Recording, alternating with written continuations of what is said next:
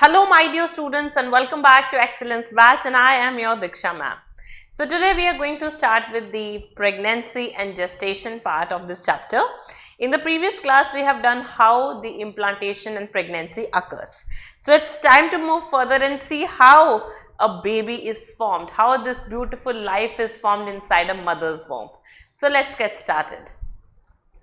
So first of all, in the previous class we have done about pregnancy.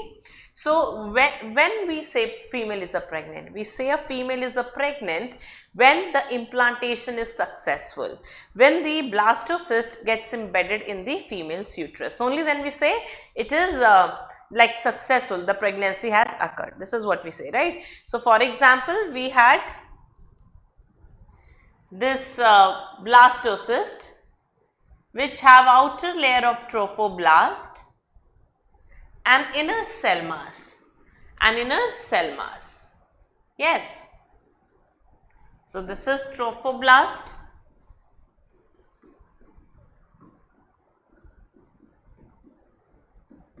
and this is inner cell mass. As I have told you in previous class also, inner cell mass is the cluster of cell which will form the entire embryo. How it can form the entire embryo? Because it has stem cells, or these cells, they are like stem cell. What are stem cell? These are the cells that have the property that they can be converted into any type of a cell, right? So these are like stem cells and they form the embryo. Then what's the role of trophoblast? If you remember, the trophoblast forms chorionic villi like this. Yes, so this is chorionic villi, and this villi will help in the embedding of this blastocyst in the uterine wall. So all this is happening around 4 to 5 day, or better say 5 to 6 day of the fertilization, right? Now what will happen next? Now this layer of chorionic villi, it will help in the formation of placenta. But what inner cell mass will be doing at this point? Because changes are occurring, right? This inner cell mass, like this is chorionic villi, right? This is trophoblast. This inner cell mass, it will be divided into two kind of cell. In inner cell mass, two kind of cells are present. Some cells, they are tall, they are columnar, and other cells, they are cuboidal.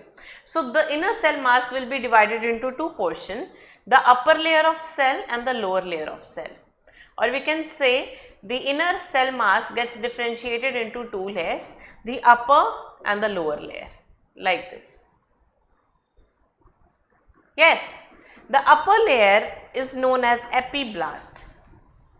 Upper layer is known as epiblast and the lower layer is known as hypoblast. Epiblast is the layer which will form your entire embryo out of the inner cell mass, right? Inner cell mass, they got differentiated into two, hypo and epi. Epiblast is the one which will form three germ layers, endoderm, ectoderm and mesoderm, and these layers will form the entire embryo, right? So epiblast, it forms germ layers, right? Apart from this, one more wonderful event will be occurring right here. Some cells of epiblast will move above, some cells of hypoblast will move below, right? Some cells of epiblast will move above, some cells of hypoblast will move below. Now let's see what will happen. So let's see, this was how it looks like. This is chorionic villi, these are trophoblast cells, right? And this was your epiblast. As I have told you, epiblast cells are moving above, so it will cover this surface like this, right? And hypoblast cells, they are also moving downwards and it will cover this surface like this. As a result, it will form another two extra embryonic membrane. One is amnion, another is yolk sac. So here it is the formation of amniotic sac and yolk sac takes place, right? And this layer is amnion because it is forming amniotic sac.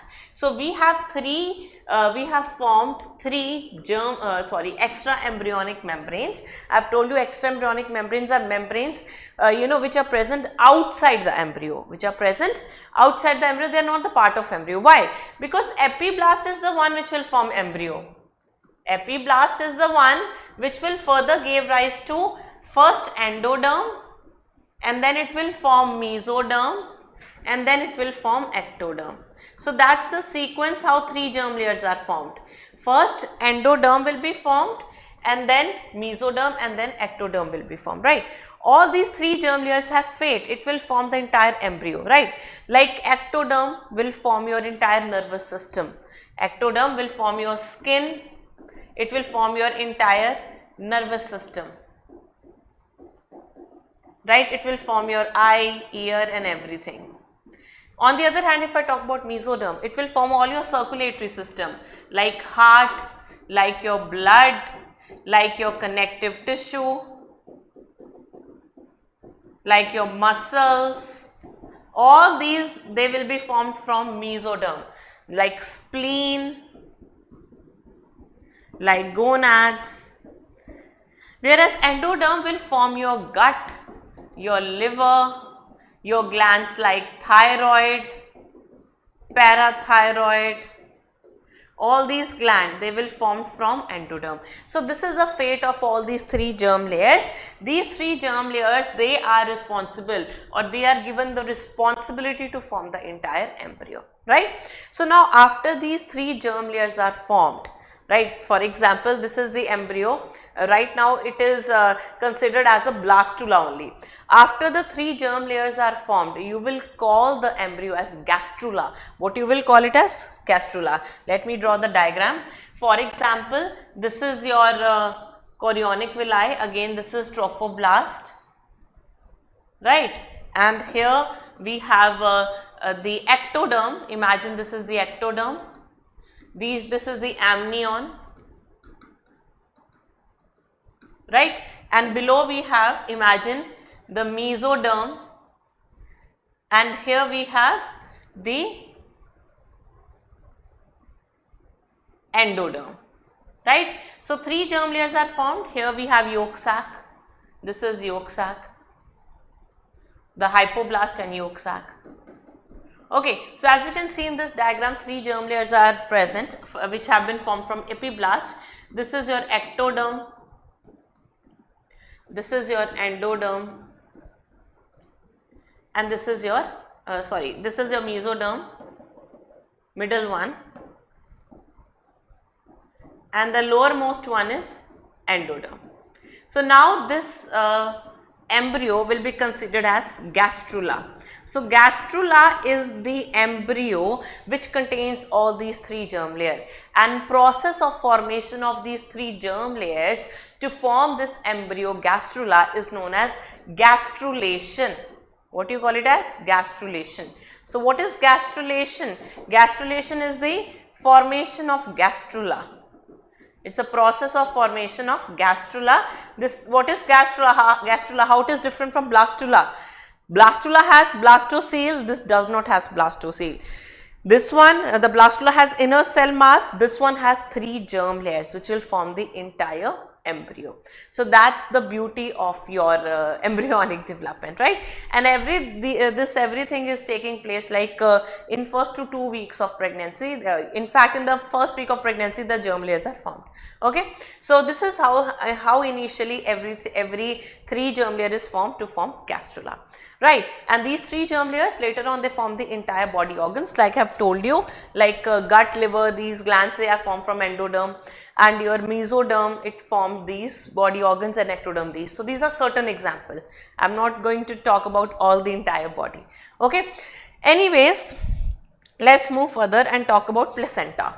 Now the baby is attached with the mother uterine wall. Okay.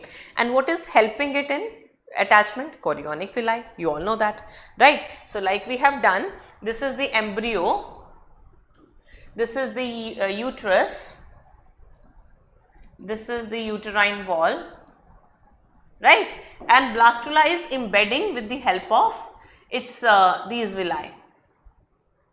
Okay, so after it will embed, it will go inside the mother, but villi will be there. So in short, we can say there is an attachment. Embryo is present inside here.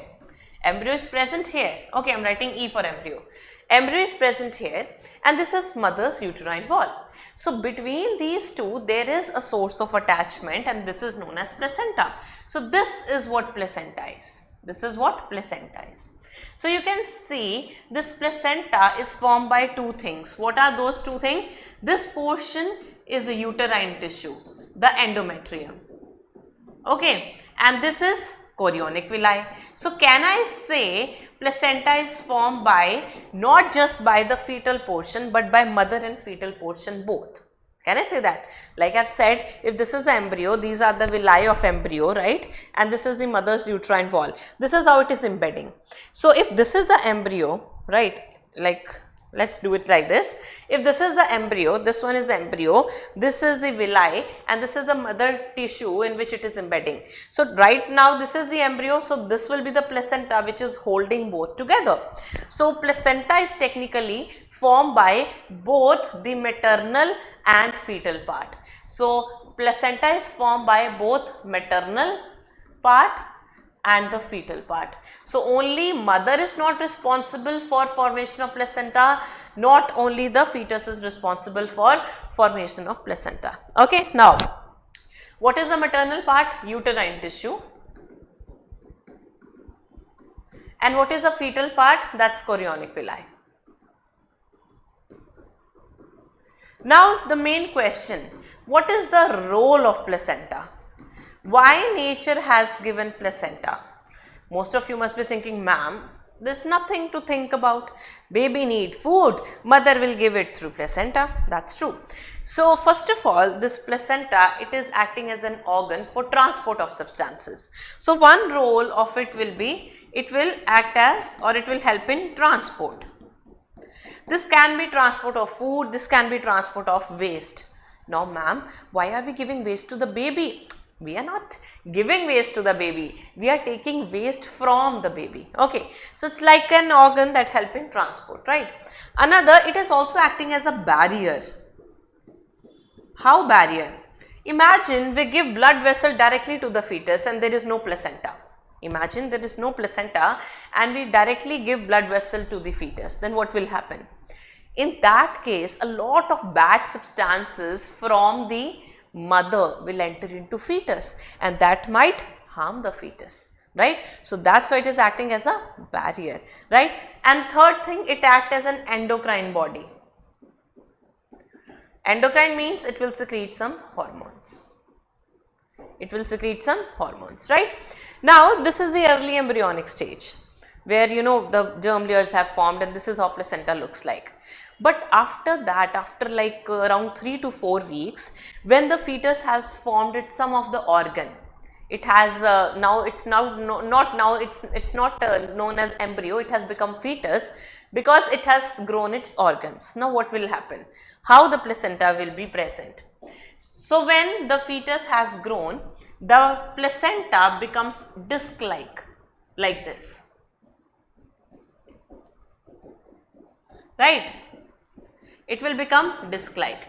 It will be attached to a structure known as umbilical cord. It will be attached to a structure known as umbilical cord. Umbilical cord. This umbilical cord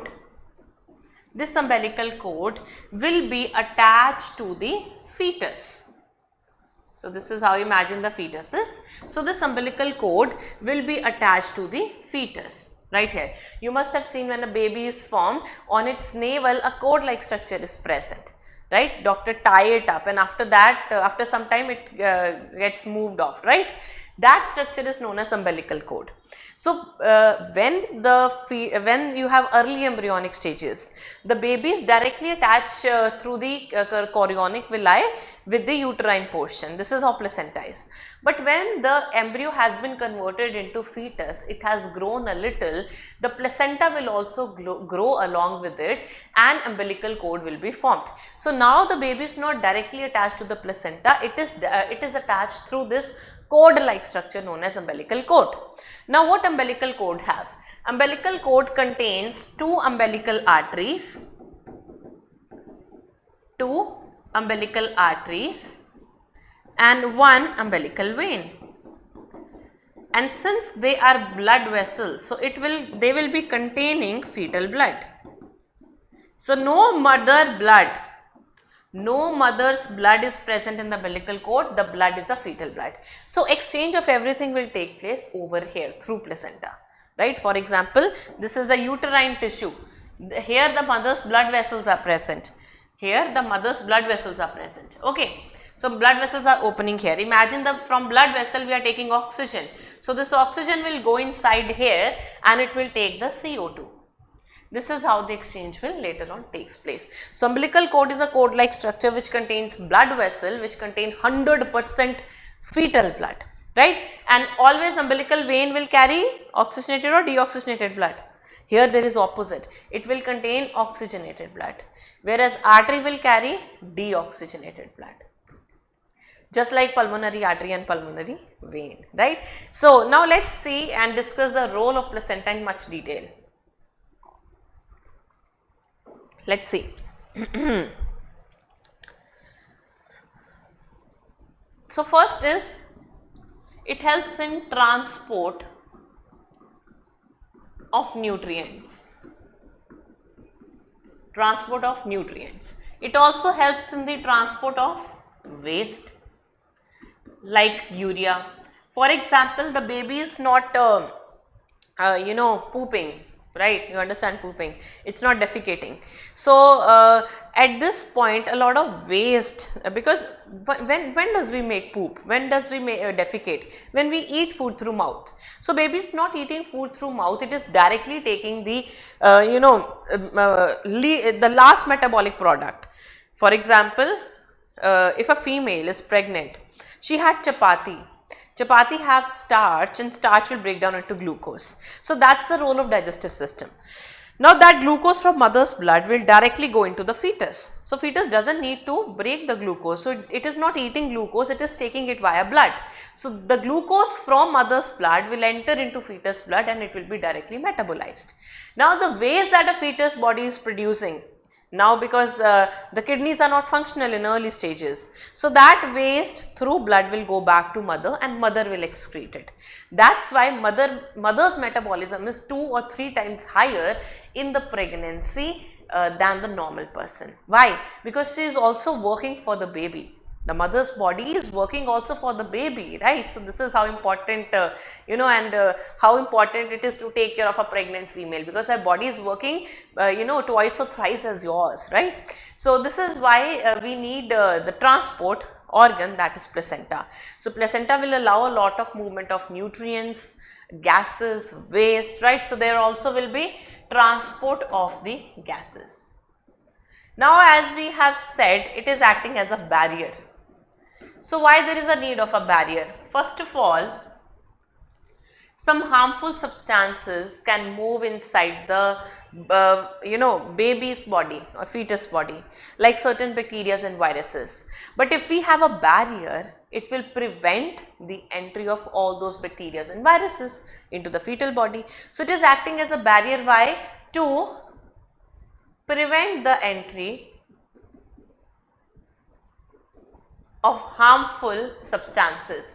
These harmful substances can be anything. They can be toxins, they can be viruses, bacteria, etc. Second, the mother's blood. Second reason is mother's blood. Mother's blood can be of different blood group. So if the mother's blood will get mixed with the fetus blood, the problem will occur.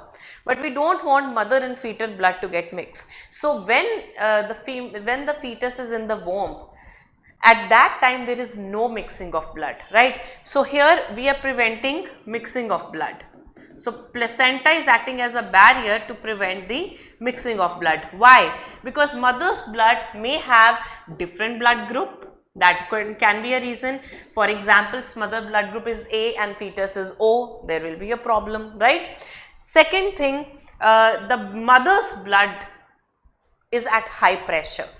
The mother is a fully developed adult, she has great blood vessel, blood is running at high pressure, nothing is problematic for mother, but baby is very little. The blood vessels have not been formed yet properly, right? So if those fragile blood vessels which are just forming, if they will get a high blood pressure like of a mother, then they will burst. So that's why it is also said the mother should relax during pregnancy, should not have a lot of stress, and so because if her blood pressure will increase, that can harm the fetus or the baby, right? So here another thing, the blood is at high pressure. The mother's blood is at high pressure.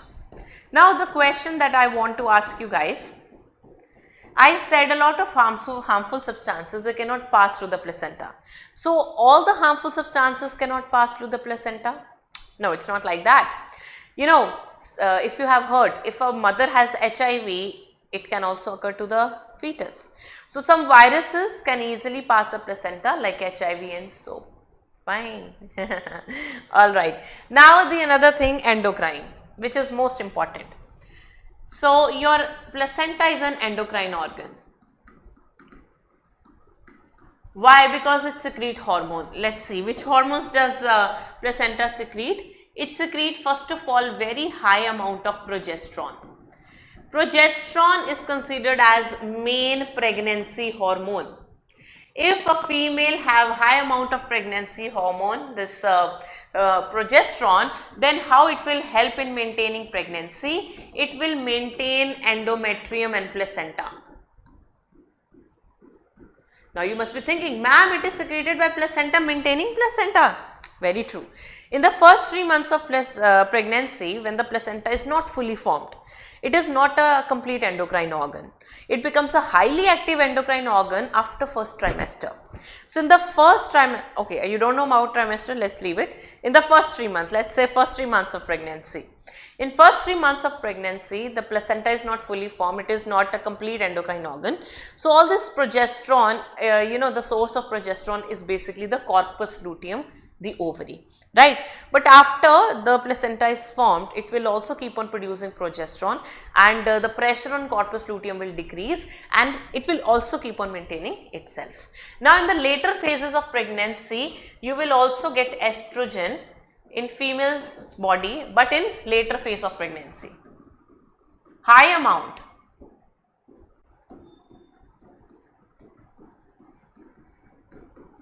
Right? Though if a female, if you will check the hormone of female, she'll get estrogen, she'll have estrogen, okay. But in the later phase, the amount of estrogen is higher. In rest of the pregnancy, the amount of progesterone is higher, okay. Mark my words, you can write it down also. From first to like 8 months around, the level of progesterone is higher, estrogen is low. But in the last month of pregnancy, the level of estrogen increases. Why? We'll talk that in parturition. Okay. Apart from that, it also secretes the hormone HCG. The full form is human chorionic gonadotropin.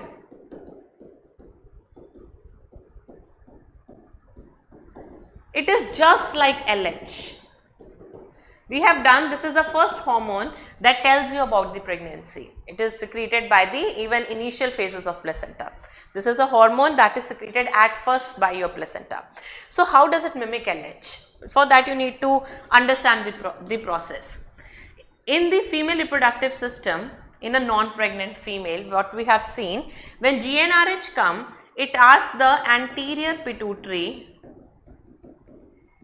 to secrete FSH and LH, right? FSH develops follicles, LH does ovulation. This is what we have studied so far. Also, LH has a very important role. It maintains corpus luteum. It maintains corpus luteum. This is what we have done in menstrual cycle. As soon as LH is present, corpus luteum will be maintained, and corpus luteum is the source of progesterone. And if progesterone is there, endometrium will be maintained. Right?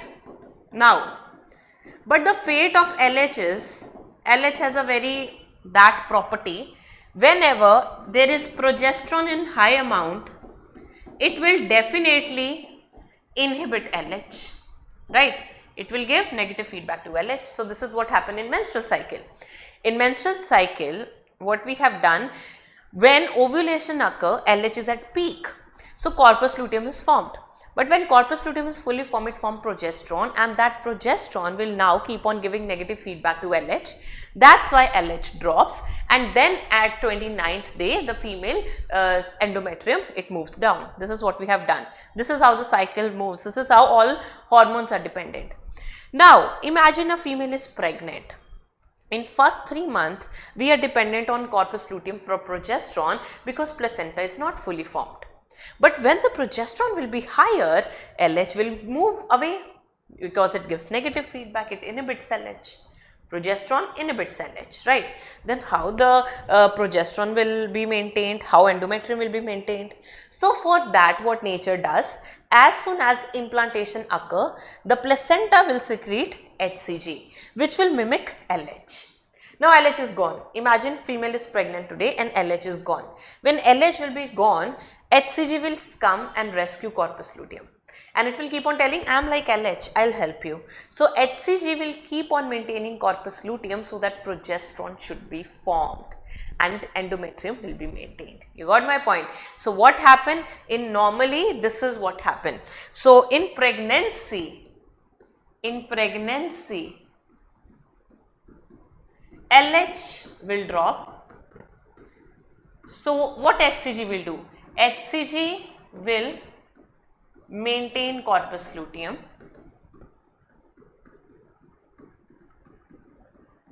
and this corpus luteum will secrete progesterone, and this progesterone will maintain placenta and the endometrium. Okay, so this is how HCG is very important, right? So this is one hormone. Now let's talk about the other hormone. Other hormone is HPL, human placental lactogen.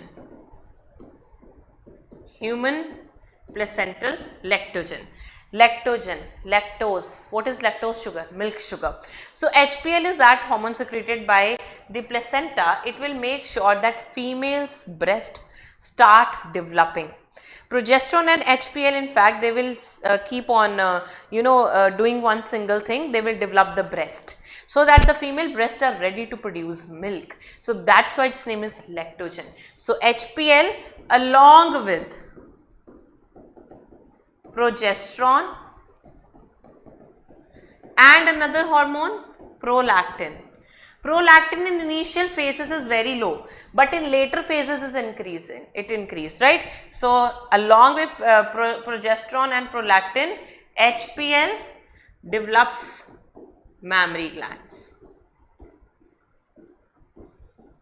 Mammary glands for what? Milk secretion. For milk secretion. Okay, so these are the major very important hormones that are secreted by the female's placenta.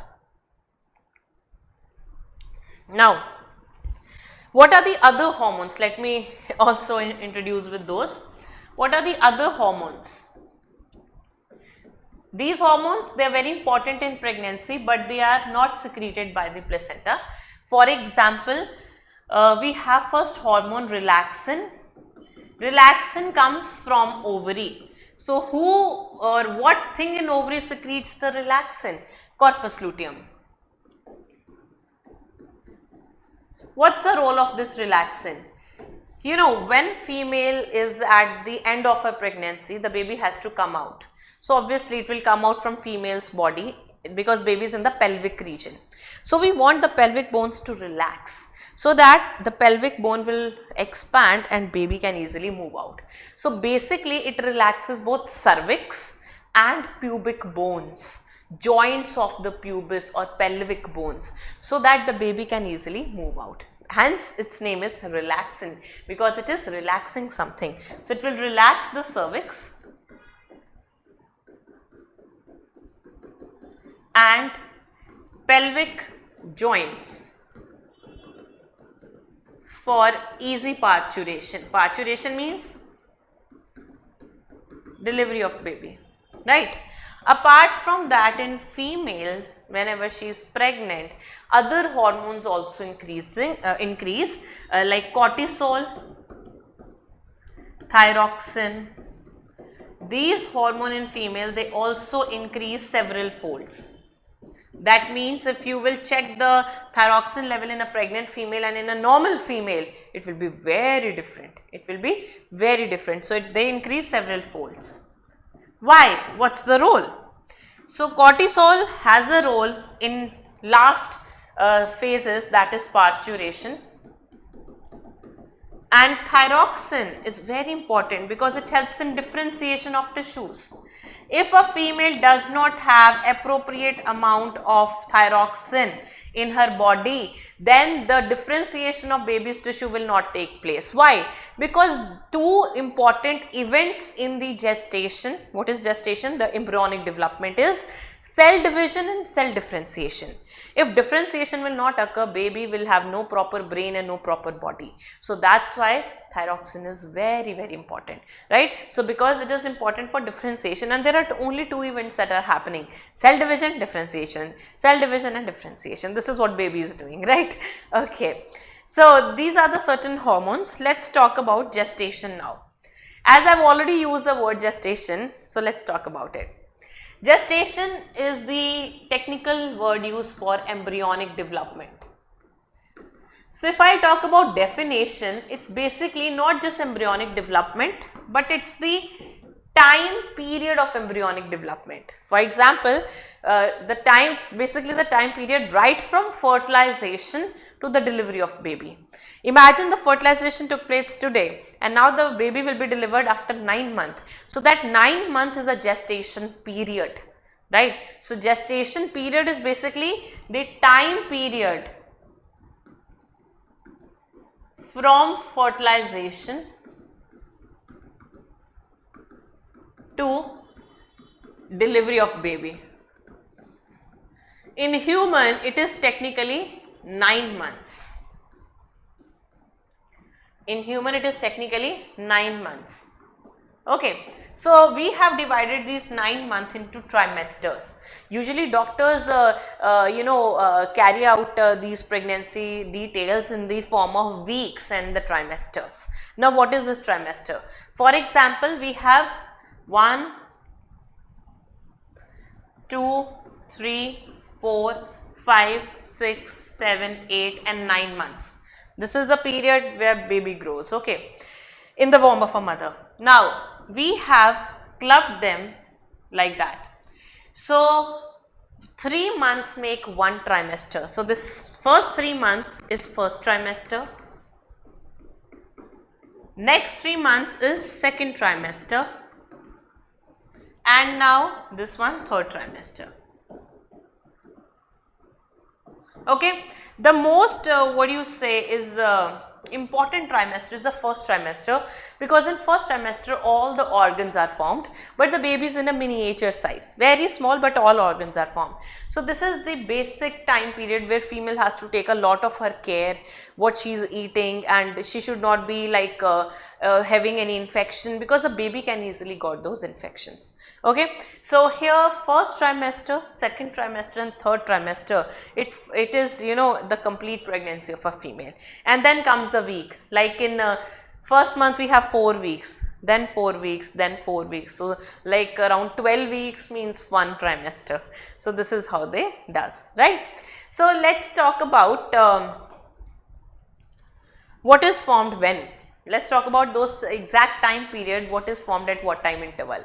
For example, after 1 month, in first trimester, after 1 month, you will see the baby's heart will be formed, and even you can hear the heart sound in ultrasound, right. So, doctors usually use this technique of ultrasonography to see the scan pictures of baby. So, these ultrasound, they are never done on like first month and so, no. They are usually done around like 8 weeks, then 12 weeks to see whether the baby is doing fine, where the baby is present, is there any ectopic pregnancy or not, fine. Now, by the end of second month, the baby will form limbs and digits. What are limbs and digits? This is limb, these are digits.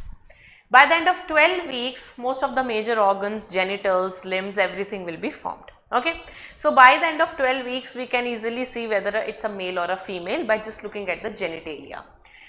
5th month, first movement will be seen. So, must have heard that kick, the baby gives a kick. So, at the like around 5th month, you can feel, the mother can feel the movement of baby, and the baby will have head hair, right. At the end of 24 weeks, the baby's eyelids will separate, eyes will open, eyelashes will be formed and body will be covered by the hair. And at the end of the 9th month, the baby will be fully formed. Now, ma'am, you have told this, okay, fine, it's factual, how to learn it? Okay. First month when a female got to know she's pregnant, she's very near to the baby and she's happy by heart. So, imagine first month the heart is formed. Okay. Now, at the end of 2nd month, on 2nd month, so what is near the heart? The limbs are present. First month, 2nd month, the limbs are formed. Now, at the end of 12 weeks, now it's said that 12 weeks means the end of first trimester. So, we say in first trimester almost all the organs are formed. The miniature is present. So, at the end of 12 week means at the end of the 3rd month of pregnancy, at the end of first trimester, major organs, everything is formed. Okay. Now, 5th month, F for 5th, F for first movement, right. The baby will do the movement and move head with hair like ma'am is doing. So, hair on the head. Now, at the end of 24 weeks, because 24 weeks is the highest week you have seen here. So, here eyes will open, the baby will say, now I am big, I am in 24 week, I can see things, right. And at end, the baby is fully formed and ready to deliver. Okay. So, this is how the gestation takes place in the baby. Alright, so now let us read NCERT.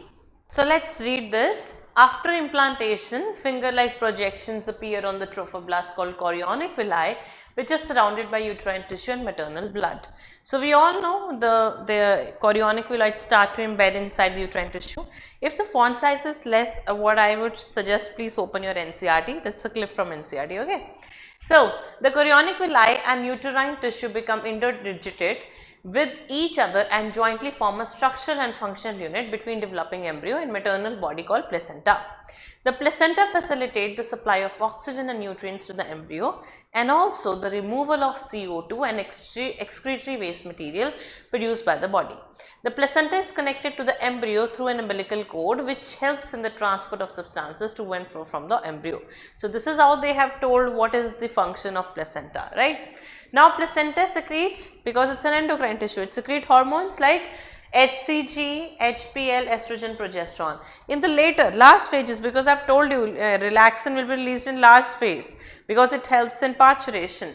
So, relaxin is also secreted by ovary. Let us remember that HCG, HPL and relaxin are produced in female only during pregnancy, because HCG and HPL secreted by placenta, and placenta is only in pregnancy, and relaxin also helps in parturition. So, there is no role in a normal non-pregnant female. So, these hormones will always be released in pregnancy. In addition, during pregnancy, other level of hormones like estrogen, progesterone, cortisol, prolactin, thyroxine, they will also increase. Now, why they are increased? Because they help in fetal growth, like I have told you, thyroxine. So, immediately after implantation, the inner cell mass differentiates into an outer layer called ectoderm and inner layer called endoderm. A mesoderm soon appears between ectoderm and endoderm. These three layers give rise to all tissues in adults. So, as I have told you, the ICM, inner cell mass, has stem cell, it will differentiate into epiblast, hypoblast. Epiblast will form all the three germ layers which will later on form all the what? Organs. Now, it needs to be mentioned here that the inner cell mass contains certain cell called stem cell which have the potency to give rise to all the tissues and organs, right. I am not reading this paragraph because first we will talk about this diagram. This diagram is very important. Why? Because this shows how the baby is present. So, see, this is the embryo present inside the womb and this is the placenta, right. Here you can see the structure known as yolk sac. This is the placental or chorionic villi and this is the umbilical cord. Fine. The structure should be very clear.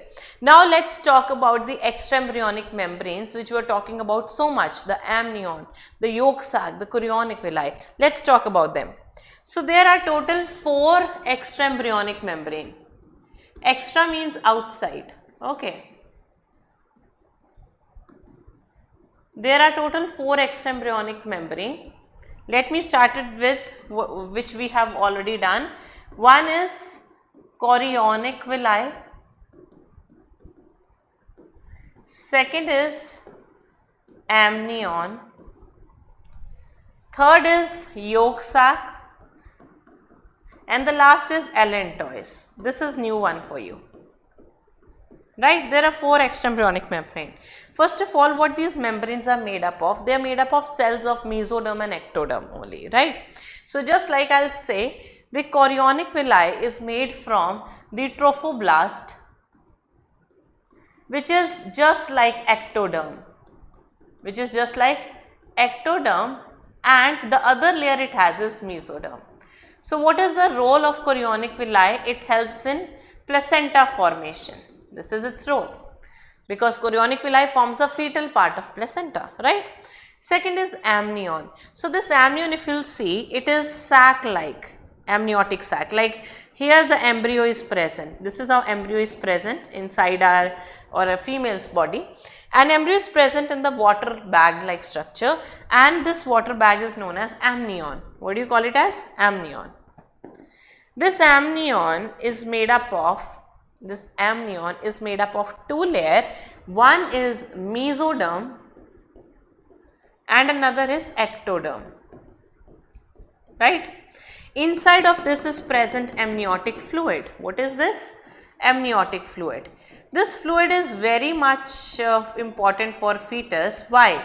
First of all, we are terrestrial organism, we need water, right?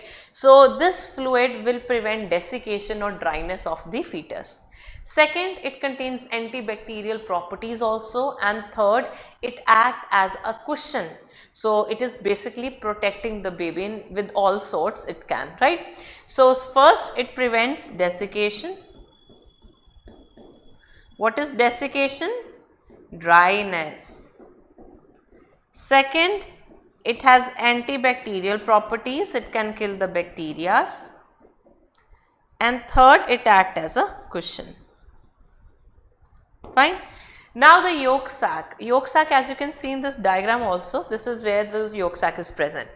And if you have also seen the diagram here, which I have made. Now you must be thinking, ma'am, the yolk sac that you had made in this diagram is quite bigger. But here the yolk sac is very small. Why? See, yolk sac in early stages of pregnancy is very bigger, the one I have made. But later on yolk sac, it reduces in size. Okay. So yolk sac has a very important role. It is the first site of erythropoiesis. The RBC formation starts in yolk sac, because in the early stages there was no liver, there was no bone marrow, nothing was there. So the site of erythropoiesis in us is red bone marrow, but baby does not have it. So this is the first site of erythropoiesis. First site of erythropoiesis. What is erythropoiesis? RBC formation. Okay. Now, what about allantois? Okay, let's see what they are made up of. Allantois and yolk sac, both they are made up of endoderm and mesoderm. They both are made up of ectoderm and mesoderm, and these both are made up of endoderm and mesoderm. What's the role of this allantois? It helps in excretion. You know, in early stages the urinary bladder is also not present. Not all the excretory organs are developed. So there the allantois will help in the removal of gases and also the urine, right? So this is how all these 3 layers, membranes, they are not present in the embryo. You can see embryo is just quite different, it's just present here. This is what is going to be baby, but these are almost away from the embryo. So they are different from the embryo, they are extra from the embryo, they are not the part of the embryo, they are outside the embryo. So that's why you call them as extraembryonic membranes, right? Okay, so now let's read this paragraph. What are the major features of embryonic development at various months of pregnancy? The human pregnancy lasts for 9 months. Do you know for how many months pregnancy lasts in dog, elephants and cat? So who can tell me what is the period of Gestation period for dog, cats and elephants. I want to see that in comments. I'll let you know in the next class. I want you guys to find this first. That's the homework. Find out. So they say find out. In human being, after 1 month, this is all we have read. After 1 month, the baby's heart will be formed, and by the end of 2nd month, limbs and digits. By 12 weeks, 1st trimester, major organs. 5th month, baby will move and have hair. End of 24 weeks or 2nd trimester, the baby will open the eyelids there, and body will have fine hair, and in the last month there will be parturition. Fine. Now let's solve some questions. Okay, thank you, not yet. The amnion of mammalian embryo is derived from ectoderm, mesoderm, endomeso, mesotrophoblast, ectoderm and endoderm. There is no layer which is made both from ecto and endo, right? The trophoblast and the mesoderm is the chorionic villi, because trophoblast is the one that multiplies and form villi that we have done in the implantation. Endoderm and mesoderm is yolk sac and allantois. And what is left? This one is your amnion. So answer to this question is 1. This is a previous year question. So though these things are not present in NCERT, but sometimes they ask you, then what will you do? So for that you have to learn with your Diksha ma'am, right? Which hormones is produced in women during pregnancy? So you have to tell the hormones which is formed during pregnancy. HCG, true. Relaxin, true. Even HPL, so all of the above. Answer is 4. Next. Hormones secreted by placenta to maintain pregnancy are HCG, HPL, progesterone, prolactin. Basically, that's the question. What thing you need to find? The placental hormones. Other things to maintain pregnancy and all is just confusing. Okay. Prolactin is a hormone that is secreted by anterior pituitary. Other all are hormones of placenta. Oxytocin is secreted by, yes, posterior pituitary. I think you have forgot that 11th class chemical control. Relaxin is secreted by ovary. These all 4 are secreted by placenta, and here glucocorticoid, they are secreted by adrenal cortex. So answer to this question, my dear students, 3. Next, attachment of fetus to placenta occurs through. So how does, for example, this is fetus is attached to the placenta with the help of umbilical cord. Notochord is something else. It is the structure present in chordates which gets replaced by vertebral column, right? Chordate mesoderm is different. It's a mesoderm of chordates, and spinal cord is your nervous system's part. Human placenta is formed by chorionic villi, very true. Umbilical cord, uterine tissue. Umbilical cord is not a part of placenta. It is a rod-like structure that connects fetus and placenta, right? So both 1 and 3, answer 4. Next, fetal membrane that provides the first blood corpuscle circulation in embryo is very simple. Yolk sac helps in RBC formation. 2. Next, correct sequence in development. Okay, let's see. So first of all, what will happen? Fertilization. Okay, true, true, true. Alright, so this is wrong. It is saying cleavage first. Then after fertilization, zygote will be formed. Very true. Cleavage will not occur first zygote will be formed. Okay, next. So after zygote, the cleavage will occur. This is true. And after cleavage, morula will form, not the blastula. And then blastula and then gastrula. So answer is 1. So you should know the sequence of development. Next, that's it. So that's about pregnancy and the gestation, embryonic development. I hope you will study this well, learn the things properly, and also tell me the answer of gestation of elephant, dog and cat. And I'll tell you the right answer in the next class. Till then, keep on studying, keep working hard. Bye bye, take care.